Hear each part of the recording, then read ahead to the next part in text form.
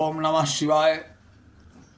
सभी भक्तजनों को महाशिवरात्रि की हार्दिक बधाई व शुभकामनाएं।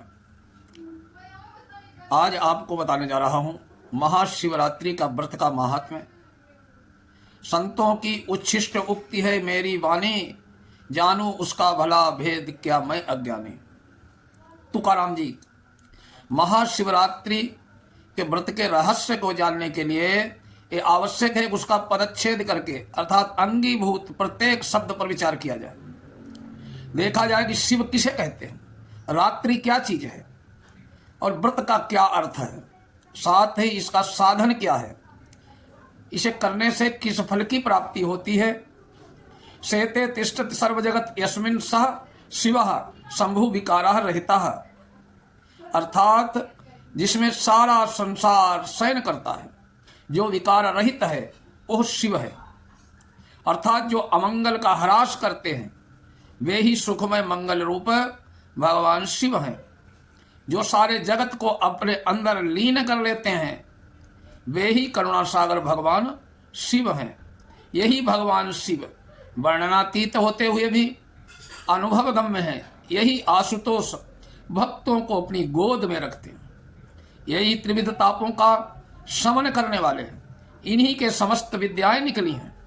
वे ही वेद और प्रणव के उद्गम स्थल हैं। इनकी महिमा का वर्णन करना मनुष्य के बस की बात नहीं।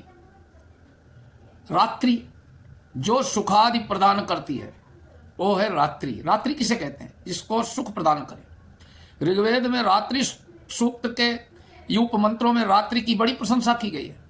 उपमा पे पिसत्तमा कृष्णम व्यक्तमस्थित उस ऋणे व्यात है ऋग्वेद। हे रात्रे, अति क्लिष्ट जो तम है वो हमारे पास न आए। रात्रि सदा आनंद दायिनी है, अतः सबकी आश्रय दात्री है। उसकी स्तुति की गई है। जो रात्रि आनंद देने वाली है वो शिवस्य प्रिया रात्रि यस्मिन् व्रते अंगत्वेन विहित तद्व्रतम शिवरात्र्याख्यम। जिसका शिव के नाम के साथ विशेष संबंध हो ऐसी रात्रि है शिवरात्रि। माघ कृष्ण चतुर्दश्याम आदिदेवो महानिशि शिवलिंग तयोद्भूतः कोटि सूर्य समप्रभ तत्काल व्यापिनी ग्राह्या शिवरात्रि व्रते तिथि। अर्थात माघ मास की कृष्ण चतुर्दशी बहुधा फाल्गुन मास में ही पड़ती है। उसी चतुर्दशी महादिशा में आदिदेव महादेव कोटि सूर्य के समान दीप्ति संपन्न हो शिवलिंग के रूप में आविर्भूत हुए थे।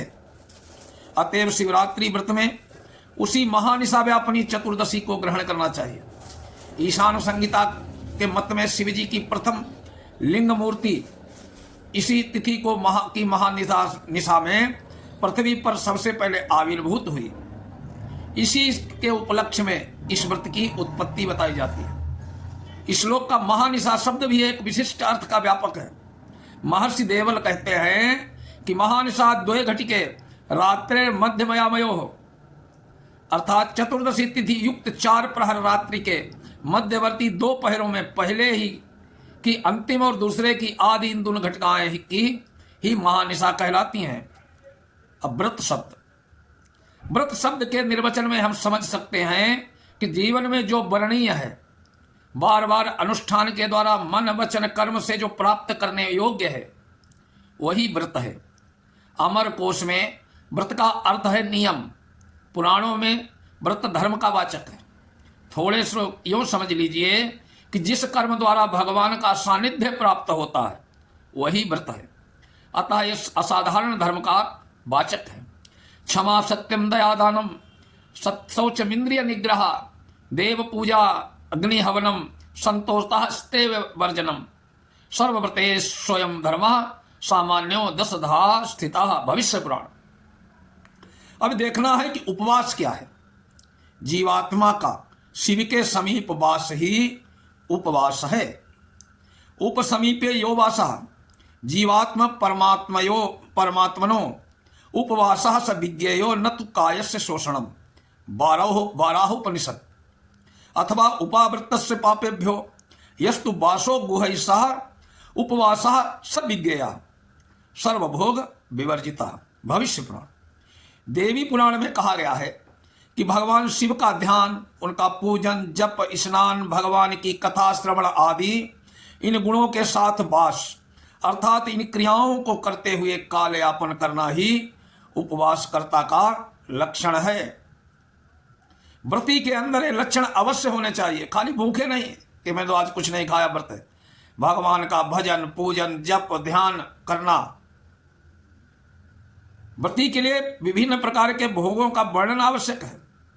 इस प्रकार व्रत और उपवास प्रायः एक चीज के ही दो नाम हैं। आहार निवृत्ति उपवासः इति उपवासः। निराहार रहने को उपवास कहते हैं।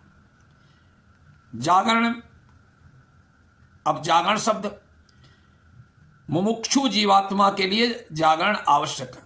मोक्ष चाहने वाले जीवात्मा के लिए जागरण बहुत जरूरी है। या निशा सर्वभूतानां तस्याम जागृति संयमे यस्याम जागृति भूतानि सा निशा पश्यतो मुनेः। सर्व प्राणियों की अर्थात विषयासक्त संसारी जनों के लिए जो रात्रि है, निशा है, उसमें संयमी लोग जगे रहे हैं। दर्शन विमुख प्राणी जिस जगत अवस्था में जागते हैं, मनीषी अर्थात आत्मदर्शन में निरत योगी के लिए वो रात्रि है, निशा है। अतः सिद्ध है कि विषयासक्त जिसमें निंद्रित हो रहते हैं, सोते हैं, उसमें संयमी लोग प्रबुद्ध रहते हैं। अतः शिवरात्रि में जागरण करना अत्यंत आवश्यक है। स्कंद पुराण में डंगे की चोट पर कहता है, शिवम तो पूजयित्वा यो जागर्ति स चतुर्दशीम मातु पयोधर रसम न पिबे स कदाचन। जो शिव चतुर्दशी में शिव की पूजा करके जागता है, उसको फिर कभी अपनी माता का दूध पीना नहीं पड़ता है, अर्थात वो मुक्त हो जाता है। सागरो यदि शुष्येत क्षीयेत हिमवानपि मेरुमंदर शैलाश्च श्रीशैलो विंध्येव च बलं ते कदाचिद वै निश्चलम ही शिवव्रतम। स्कंद पुराण। अर्थात चाहे सागर सूख जाए, हिमालय क्षय को प्राप्त हो जाए, मंदर विंध्यादि पर्वत भी विचलित हो जाएं, पर शिव व्रत कभी विचलित या अर्थात निष्फल नहीं होता है। इसका फल अवश्य मिलता है। शिव पूजा का अर्थ है पुष्प, चंदन, बिल्व पत्र अर्पित कर शिव नाम का जप करना, चित्तवृत्ति का निरोध कर जीवात्मा का परमात्मा शिव के साथ योग करना है। शिवरात्रि व्रतम नाम सर्व पाप प्रणाशनम आज चांडाल मनुष्याणाम भुक्ति मुक्ति प्रदायकम। महाशिवरात्रि व्रत के अधिकारी आज चांडाल अर्थात बिना जाति भेदभाव के समस्त प्राणी हैं। इसमें दो मत नहीं हो सकते। इस व्रत की कथा में कहा गया है कि एक बार कैलाश के शिखर पर स्थित पार्वती ने शंकर जी से पूछा, कर्मणा केन भगवन व्रतेन तपसा पिवा धर्मार्थ काम मोक्षाणाम हेतुस्तम परितुष्यति। अर्थात हे प्रभु, धर्म, अर्थ, काम और मोक्ष इस चतुर्वर्ग के तुम ही हो हेतु हो। साधना से संतुष्ट हो मनुष्य को तुम्हें प्रदान करते हो। अतएव जानने की इच्छा है कि किस कर्म, व्रत अथवा तपस्या से तुम प्रसन्न होते हो। इसके उत्तर में भगवान भोलेनाथ कहते हैं, फाल्गुने कृष्ण पक्ष से या तिथि स्यात् चतुर्दशी तस्याम या तामसी रात्रि सोच्यते शिवरात्रि का तत्रोपवासम कुर्वाणः प्रसादयति माम ध्रुवम न स्नानेन वस्त्रेण धूपेन न चार्चया तुष्यामेन तथा पुष्पैर यथा तत्रोपवासता। भगवान कहते हैं कि फाल्गुन के कृष्ण पक्ष की चतुर्दशी के आश्रय कर जिस अंधकारमयी रजनी का उदय होता है, उसी को शिवरात्रि कहते हैं। उस दिन को उपवास जो करता है वो निश्चय ही मुझे संतुष्ट करता है। उपवास करने से मैं जैसा प्रसन्न होता हूं, वैसा स्नान, वस्त्र, धूप, पुष्प के अर्पण से भी नहीं होता हूं। इस व्रत का उपवास ही प्रधान अंग है। तथापि रात्रि के 4 पहरों में 4 बार पृथक पृथक पूजा का विधान भी है। दग्धे प्रथमे स्नानम दग्धा चैव द्वितीयके तृतीये तुत्थाद्येन चतुर्थे मधुना तथा। प्रथम प्रहर में दूध से अभिषेक करें शिव की ईशान मूर्ति को, द्वितीय प्रहर में दधि द्वारा अघोर मूर्ति को, तृतीय प्रहर में घी द्वारा वामदेव मूर्ति को और चतुर्थ प्रहर में मधु द्वारा सद्योजात मूर्ति को स्नान करा करके अभिषेक करके पूजन करना चाहिए।